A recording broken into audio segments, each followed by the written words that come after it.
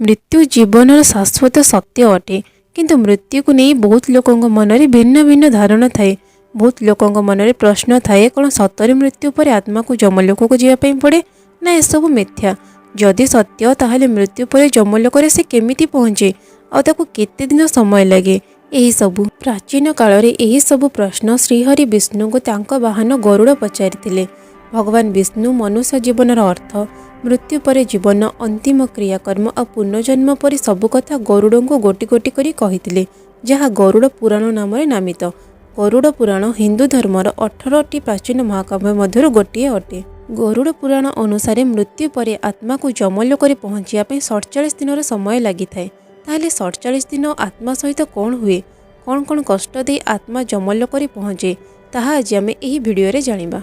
जितेबेले कौनसी व्यक्तिर मृत्यु पाखे आसे प्रथमे व्यक्तिर कथा कहवा शक्ति चली जाए और जितेबेले अंतिम समय आसे सेतेबेले व्यक्ति को किछि समय पे दिव्य दृष्टि मिले और से सारा संसार को गोटे रूप में देखा लगे और सबू इंद्रिय शीतल पड़ जाए। मृत्यु पर जमलोकरू 2 जमदूत आसती। जमदूत को देखी आत्मा डर हाहा कहवा लगे और डर शरीर बाहर को चली आसे।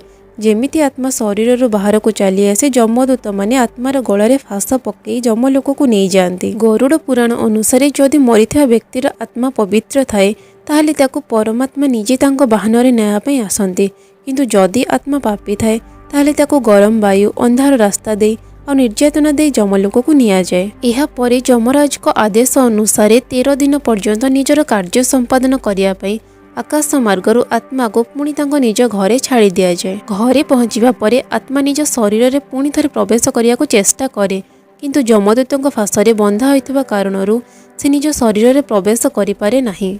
आत्मा चाहू नथिले मध्य निज शरीर अंतिम क्रियाकर्म निज आखिरे देखे और 12 दिन जाई आत्मा निज परिवार गहण ही रही थाए। जिते दिन जाए आत्मार पुत्र आदि पिंडदान न करते सेते दिन जाए आत्मा भोकिला शोषिला थाए और 10 दिन में दि जाउथबा पिंडदानरू आत्मा को चलने को शक्ति मिलता है। एथिपाई हिंदू धर्म में पिंडदान करने आवश्यक मना जाए। यह परे 13 दिन में जमदूत पुणी आत्मा को धरि नियंती और आरंभ हुए जमलोक को यात्रा। यात्रा समय आत्मा को बैतरणी नदी को पार करने को पड़ी था। कहुए बंची समय मनुष्य जदि गोदान करें ताले सही गाईर लांज को धरी से बैतरणी नदी पार करें, अन्यथा यही नदी को पार करने को पापी आत्मा को बहुत कष्टर सामना करने को पड़ी था। गरुड़ पुराण अनुसार बैतरणी नदी को गंगा नदी रौद्र रूप कहुए।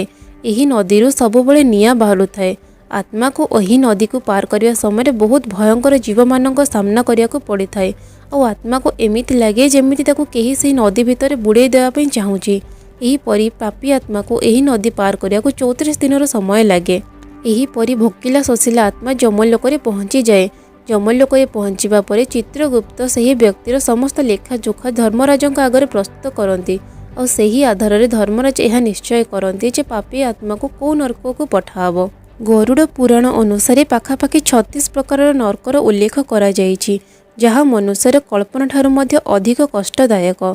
सही प्रकार जो मनुष्य धर्मर पालन कर सत्कर्म करे से बिना कौनसी कष्ट सीधा स्वर्गलोक को यात्रा करे और निज इच्छा अनुसार नुआ जन्म प्राप्त करें, नहले जन्म मृत्यु मुक्त होई सीधा परमात्रा रे विलीन हो जाए।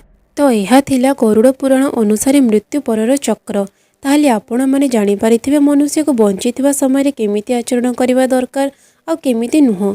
आशा करुछि आपण मानको भिडियोटी भल लागिथिबो आ एमिति नुआ नुआ इंटरेस्टिंग भिडियो देखिया पे मो चैनल को सब्सक्राइब करंतु। धन्यवाद।